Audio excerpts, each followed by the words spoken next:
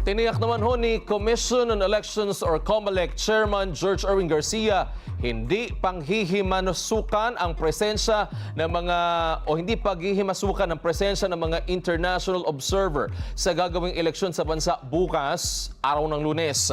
Inihayag ito ni Garcia kasabay ng pagkumpirmang may 52 pang international observers ang nasa bansa, gaya ng Papua New Guinea, Thailand, Indonesia, Russia, Taiwan, Armenia at Tajikistan.